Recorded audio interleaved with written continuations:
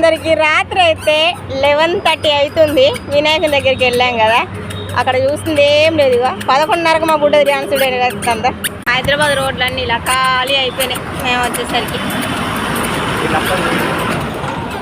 చూడు 11:30 అయినా తిరుగుతారు కానీ నిద్ర అయితే పోతలేరు. అంత ఈజీగా నేనైతే బయటకు వెళ్ళానండి.